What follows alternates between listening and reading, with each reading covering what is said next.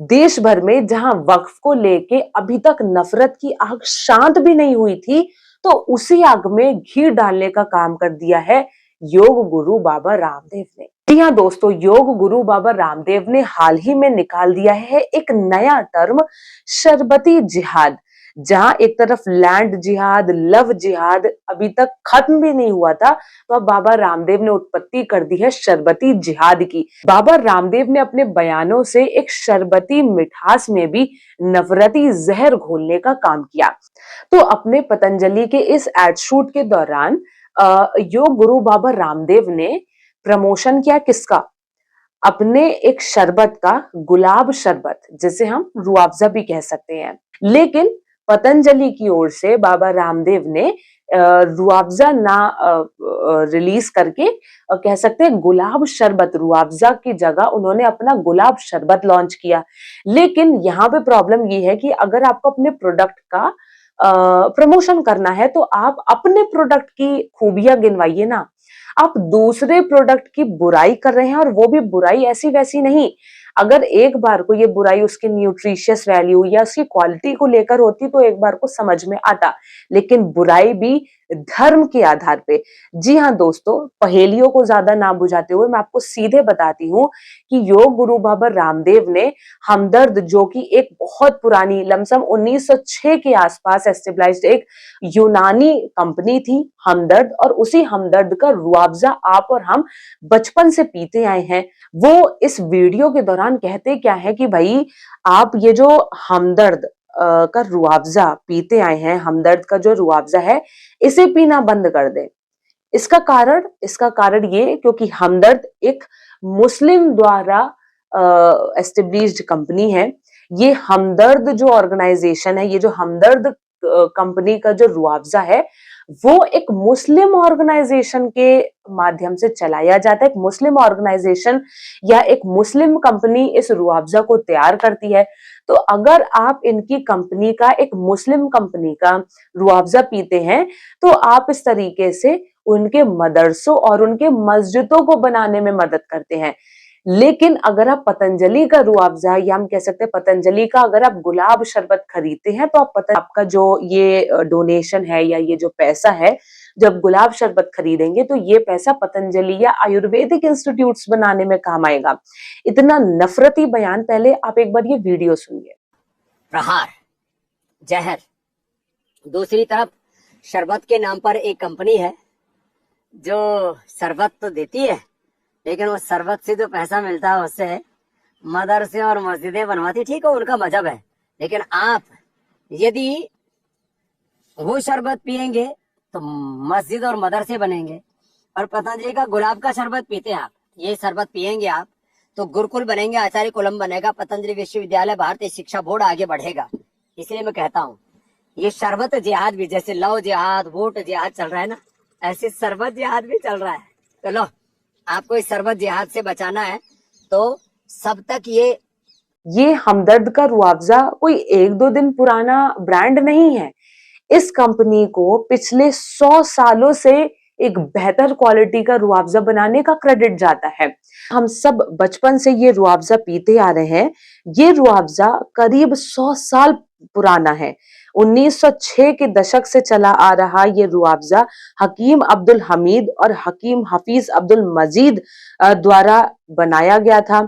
इनके द्वारा इस रुआवजा की शुरुआत हुई थी, और इसके बाद ये हमदर्द इंडिया कंपनी, या कह सकते हैं एक यूनानी कंपनी, यूनानी रेसिपी की तरीके से इस रुआवजा का मैन्युफैक्चरिंग हुआ। कि जिस तरीके से रामदेव ने हमदर्द कंपनी के इस रुआवजा को लेके सीधे सीधे कंपनी पे धर्म के नाम पे एक विवादित टिप्पणी की है, हो ना हो हमदर्द कंपनी के द्वारा एक डिफेमेशन केस तक भी फाइल किया जा सकता है रामदेव के खिलाफ, क्योंकि आपने उनकी क्वालिटी पर ना जाते हुए सीधे सीधे धर्म के नाम पे ये जो टिप्पणी की है, शरबती जिहाद कहा है, मदरसे मस्जिदें बनवाने की बात की है। आप ये भी कह रहे हैं कि भाई हमदर्द ऑर्गेनाइजेशन में सिर्फ मुस्लिम्स काम करते हैं।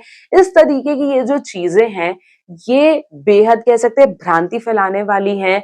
इस तरीके से सिर्फ र्यूमर्स फैलते हैं और र्यूमर्स के साथ साथ कुछ नफरत भी लोगों में बढ़ती जाती है, क्योंकि सीधे सीधे ये रुआवजा की मार्केटिंग पे इफेक्ट कर रहा है। सीधे सीधे ये रुआवजा के लिए एक नेगेटिव मार्केटिंग साबित हो सकती है, रुआवजा के लिए ये डिफेमेशन हो सकता है। और यहाँ पे दोस्तों सोचने वाली बात यह है कि अगर आपका पतंजलि का गुलाब शरबत इतना ही बेहतरीन क्वालिटी का है, तो आप अपनी क्वालिटीज गिनवाइए ना। आइए एक बार देखते हैं कि पतंजलि के गुलाब शरबत और हमदर्द के 100 साल पुराने हमदर्द के रुआवजा में आखिर डिफरेंस क्या है। आइए एक बार नजर डालते हैं दोनों के इंग्रेडिएंट्स और कंटेंट पे। पतंजलि का जो गुलाब शरबत है उसमें शुगर सिरप बेस करीब 99.06% है, और वहीं अगर रुआवजा की बात करें, हमदर्द के रुआवजा की, तो मात्र 87.8% शुगर सिरप है और इसके अलावा 2.6% ऑरेंज जूस है, ओनली 1% ऑफ प्रिजर्वेटिव, और इसके अलावा धनिया, खास, गुलाब, खासनी, छरीला, पुदीना और इस तरीके के काफी न्यूट्रिटिव चीजें भी इसमें हमें दिखाई पड़ रही हैं इसके इसके इंग्रेडिएंट्स बेस पे। तो अगर क्वालिटी की भी बात करें, अगर इंग्रेडिएंट्स की भी बात करें, तो जितनी तारीफ योग गुरु बाबा रामदेव अपने गुलाब शरबत की कर रहे हैं, 87.8% तो शुगर सिरप, मात्र 87.8 तो रुआवजा में है। आपके गुलाब शरबत में तो 99% शुगर सिरप है। मतलब एक डायबिटिक पर्सन के लिए आपका जो ये गुलाब शरबत है, ये तो जहर के समान है।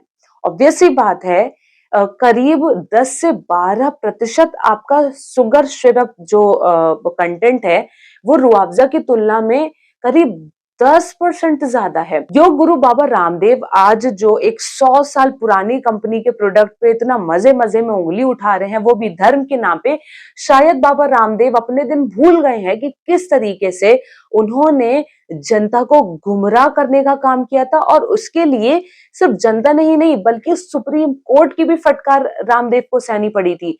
मैं बात कर रही हूँ पतंजलि के टूथपेस्ट की। दिव्य दंत मंजन पतंजलि का वो टूथपेस्ट जिसमें मार्क तो वेजिटेरियन वाला लगा था, यानी कि इसमें किसी भी तरीके का कोई नॉनवेज कंटेंट नहीं है, ग्रीन कलर के मार्क का इंडिकेशन, लेकिन उसमें कंटेंट क्या था, उसमें फिश ऑयल और फिश बोन्स का कंटेंट मिला। मतलब अब सीधे सीधे जनता को बेवकूफ बना रहे हैं कि सीधे तौर पे सुप्रीम कोर्ट ने इसे लेके बहुत बुरी तरीके से बाबा रामदेव को फटकार लगाई थी कि आप सीधे तौर पे अब जनता को गुमराह करने का काम कर रहे हैं।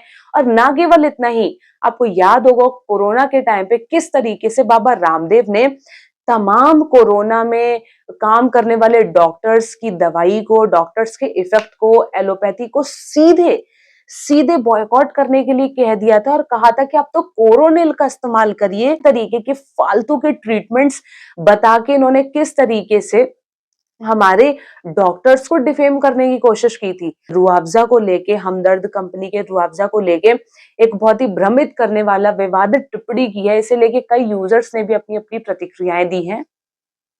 एक यूजर पंस्टार लिखते हैं कि if you drink that sharbat Roohafza, madrasas will be built. If you drink Patanjali gulab sharbat, gurukul will be built.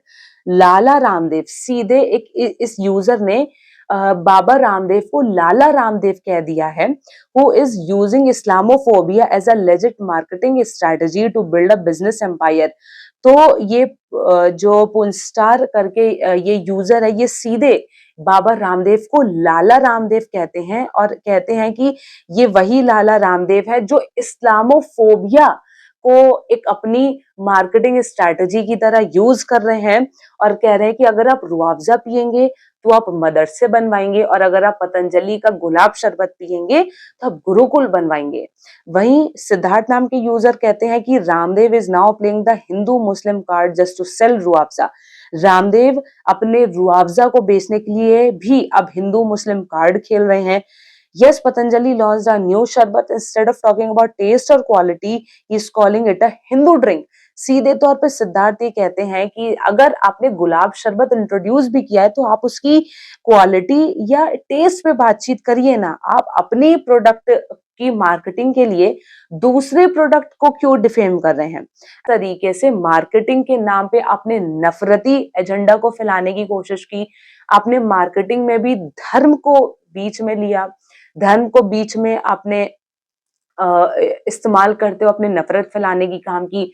आपको अपना प्रोडक्ट की सेलिंग बढ़ाने के लिए या अपने प्रोडक्ट की तारीफ, क्वालिटी, टेस्ट की ना बात करते हुए अब दूसरे के प्रोडक्ट की बुराई कर रहे हैं, वो भी धर्म के नाम पे। इन तरीके की तमाम बातों को लेके दोस्तों आप क्या सोचते हैं कमेंट सेक्शन में हमें ज़रूर बताएं। तब तक के लिए मुझे दीजिए इजाज़त। नमस्कार।